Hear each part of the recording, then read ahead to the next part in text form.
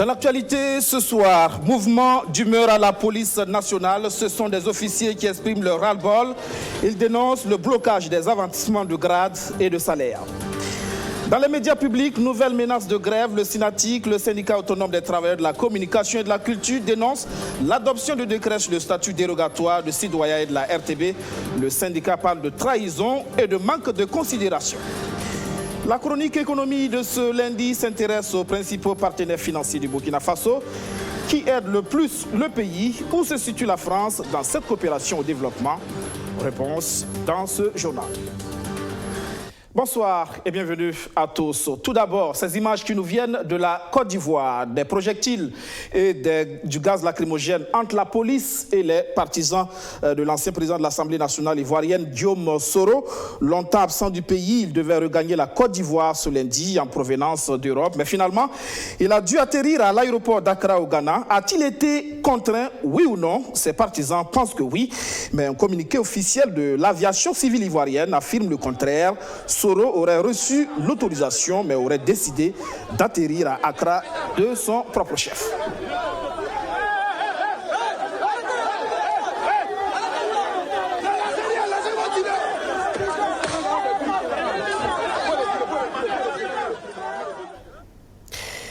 Ils disent en avoir assez du blocage de leur carrière. Ce sont des officiers de la police burkinabé qui s'expriment.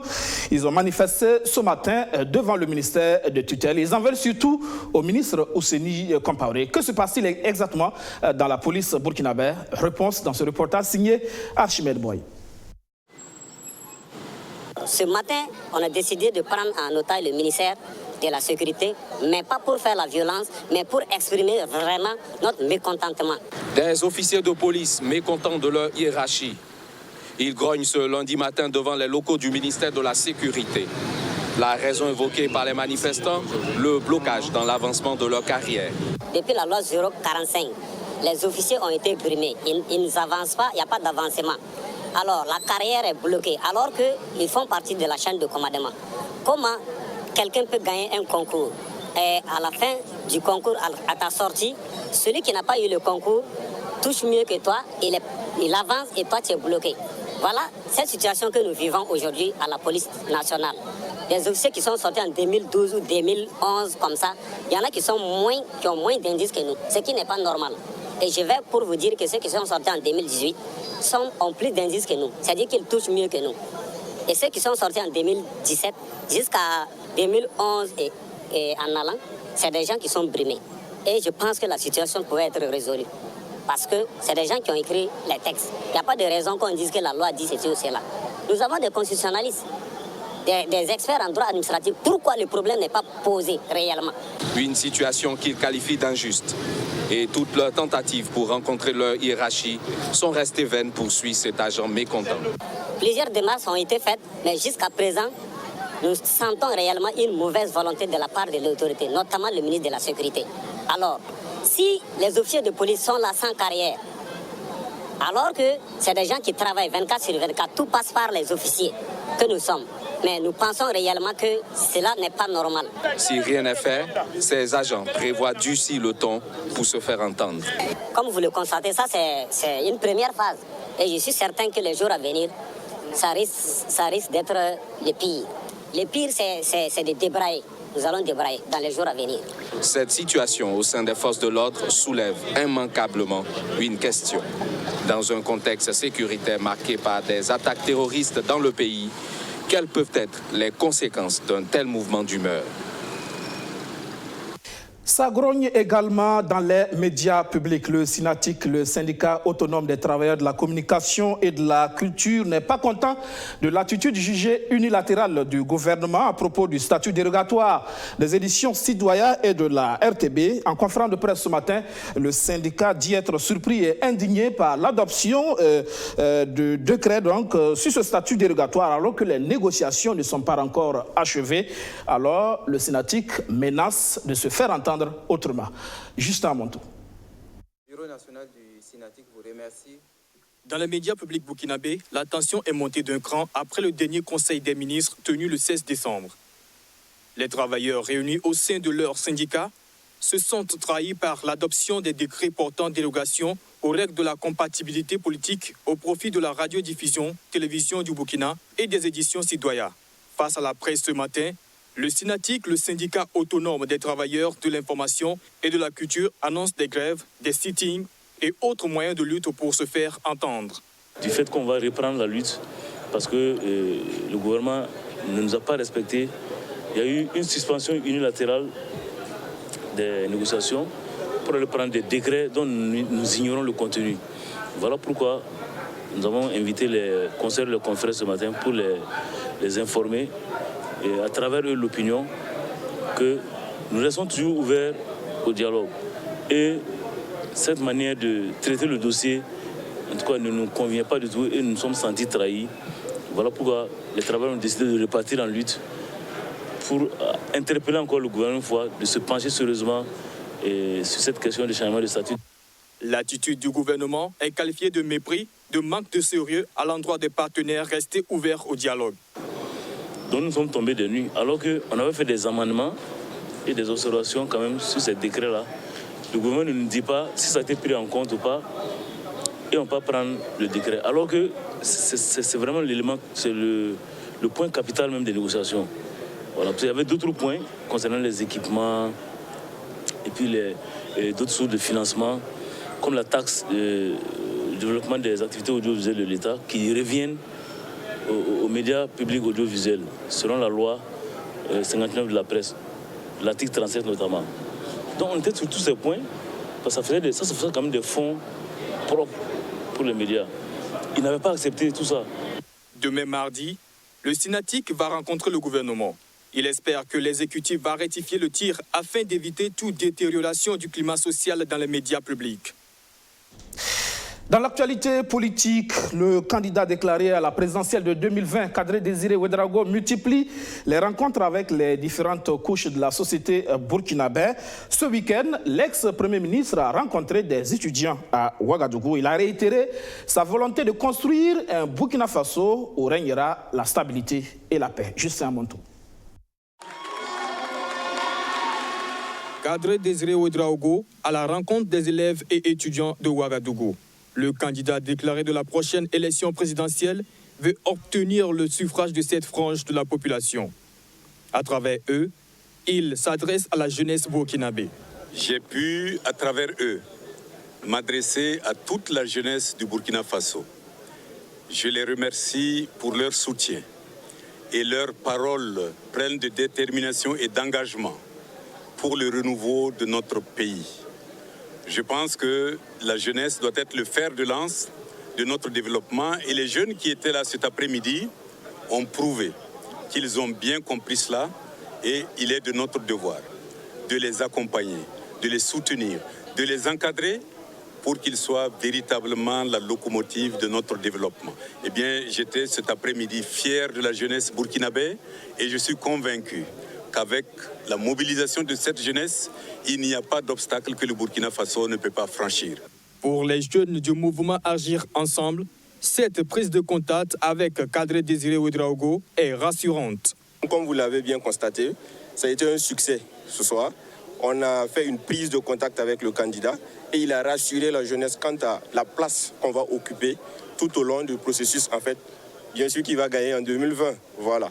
Et je profite en même temps de votre micro pour le remercier d'avoir fait le déplacement et aussi lui dire qu'il peut compter sur nous pour les élections de 2020.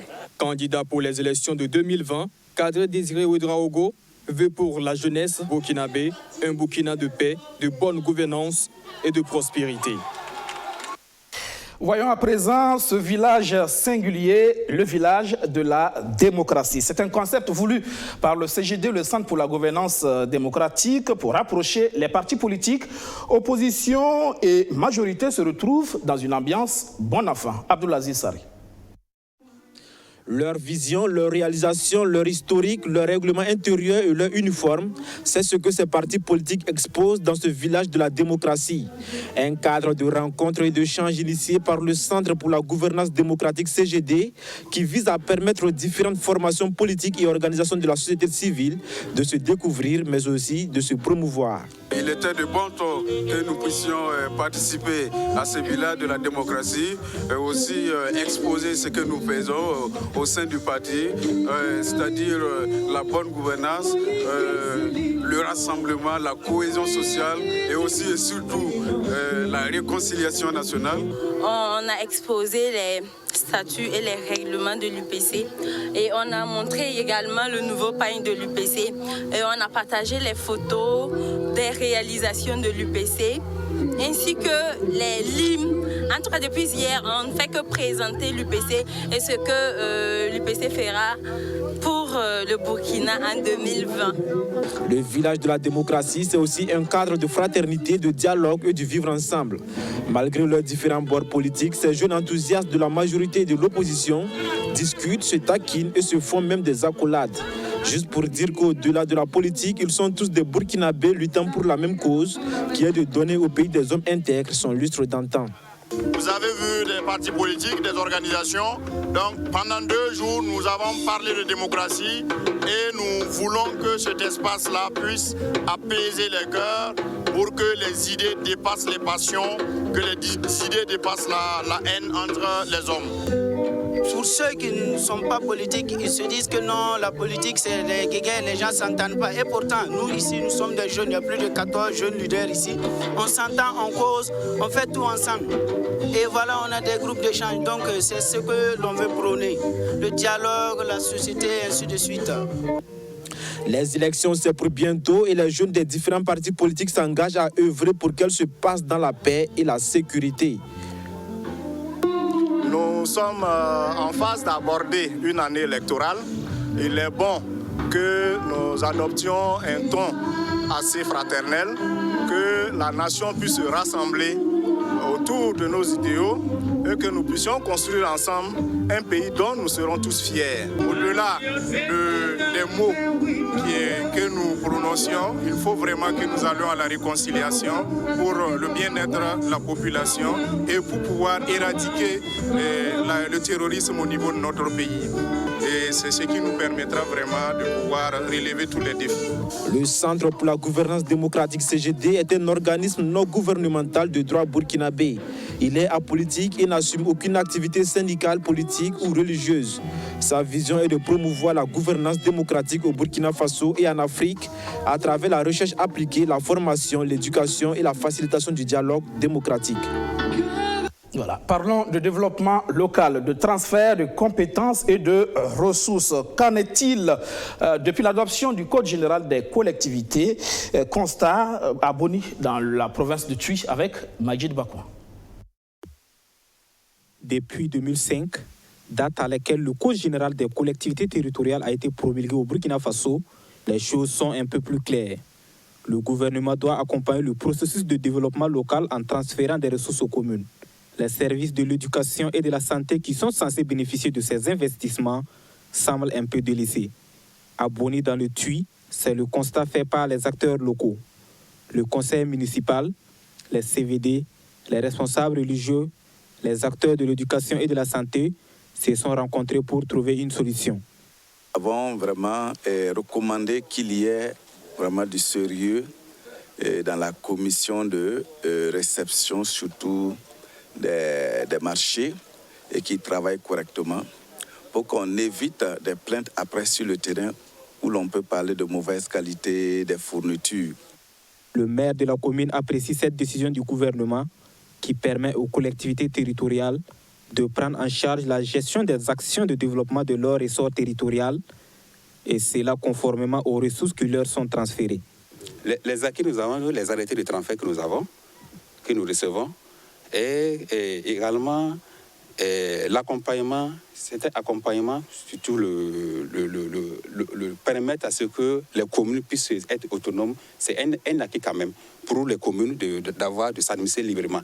Mais les ressources humaines, c'est ce qui manque pour les ressources humaines, matérielles et financières nous manquent pour pouvoir booster cette décentralisation dans les différentes communes que nous représentons. Cette rencontre rentre dans le cadre du projet Présimètre initié par le cadre unitaire d'action de la commune, financé par la coopération suisse et porté par GERDES Burkina. C'est l'occasion qui est donnée à la commune de présenter la situation des ressources transférées pour qu'elle mesure elle-même les difficultés qui peuvent s'imposer. Nous savons qu'il y a des ressources qui sont transférées à l'éducation et à la santé. Mais nous savons aussi qu'au niveau de ces structures-là, il y a des difficultés. Quand on va au niveau des écoles, ils vont poser des difficultés, du genre problèmes d'accueil, ils vont parler de problèmes de mobilier, ils vont parler de problèmes d'insuffisance de fourniture, etc., etc. On va de la santé aussi, on va se rendre compte qu'il y a des difficultés. GRDS Burkina, c'est le groupe de recherche et d'études sur la démocratie et le développement économique et social, une organisation de la société civile œuvrant dans le domaine des droits humains. Nous sommes lundi, les échos de l'écho. L'écho par le nom de la nouvelle monnaie de l'UEMOA, c'est bien le titre de la chronique économie de BF1.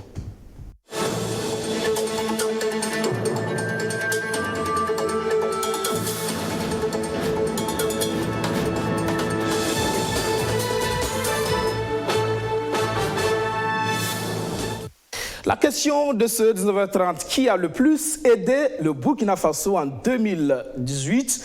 Où se situe la France dans cette coopération pour le développement? Élément de réponse dans la chronique économie signée Arsène Konitambe.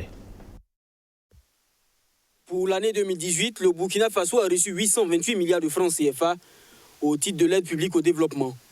Un montant qui connaît une hausse record de plus de 30,7% par rapport à 2017.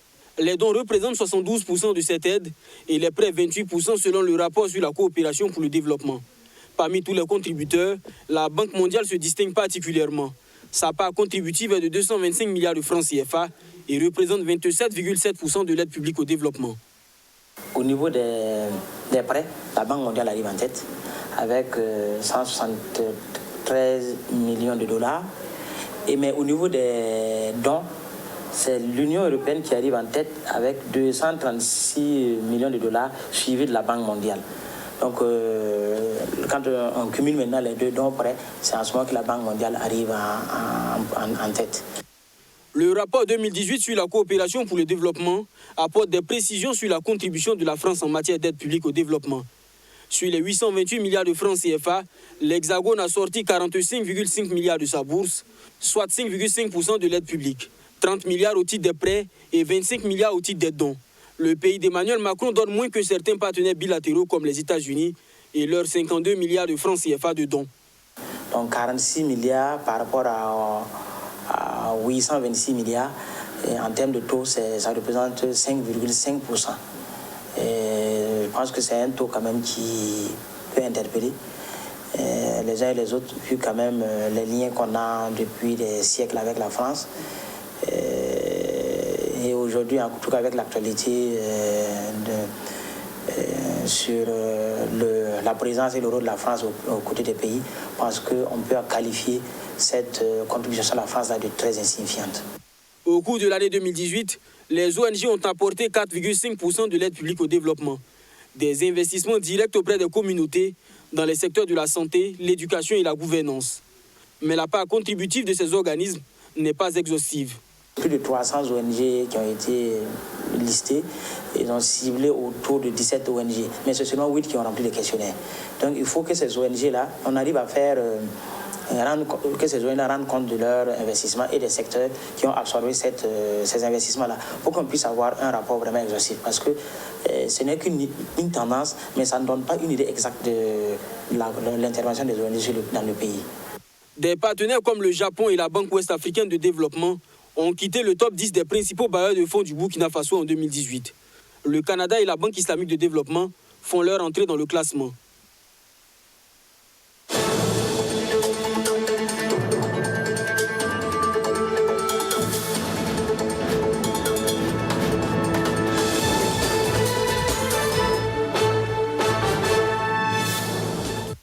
Bénin, Togo, Burkina Faso, des pays qui se mettent ensemble pour en finir avec le phénomène de traite des enfants. Un protocole d'accord a été signé.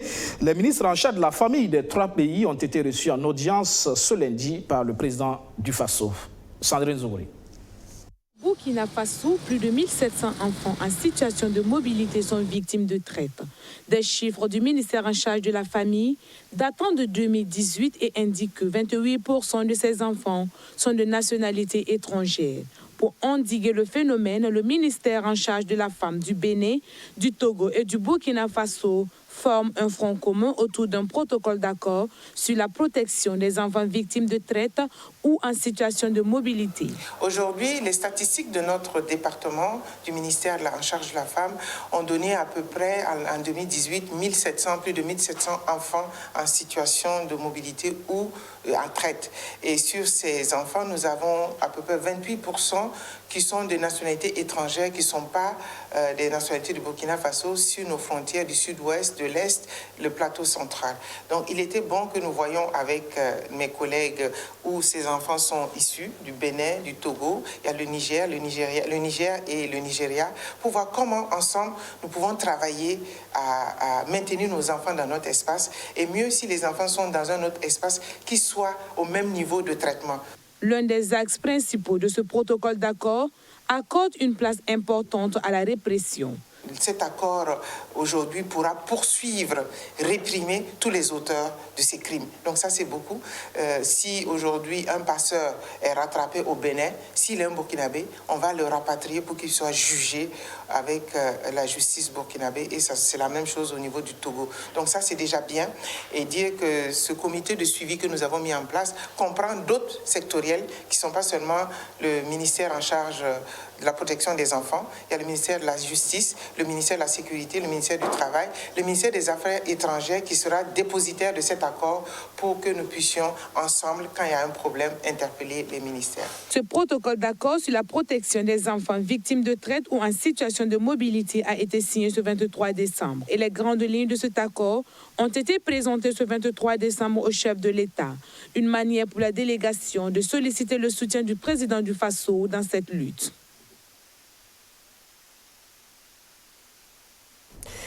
20 spécialistes en santé publique, ils sortent de l'Institut africain de santé publique, c'est la 5e promotion. Ils arrivent dans un contexte de crise du système sanitaire, ils se disent prêts à apporter leur contribution.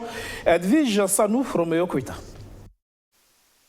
9 étudiants en épidémiologie et biostatistique, 4 en planification et gestion de services et programmes de santé, 2 en économie de la santé et 5 en nutrition de santé publique, ont accompli et réussi leur parcours de master avec brio à l'Institut africain de santé publique, IASP. Ils sont prêts à mettre leur savoir au service de la nation.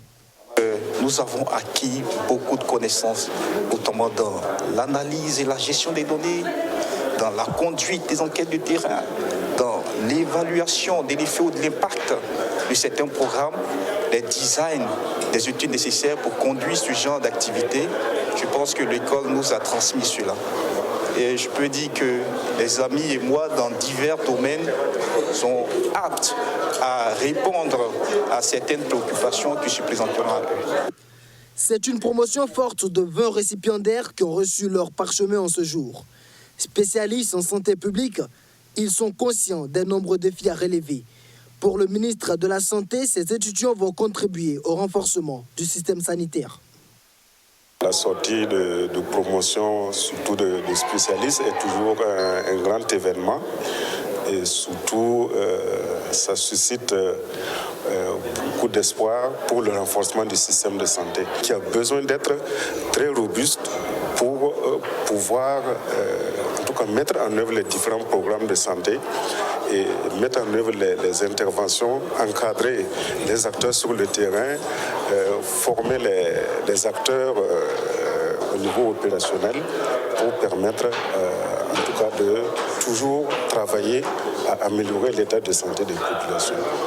En fin de cycle, ces étudiants de la 5e promotion ont exprimé leur reconnaissance aux responsables de l'Institut et au corps professoral.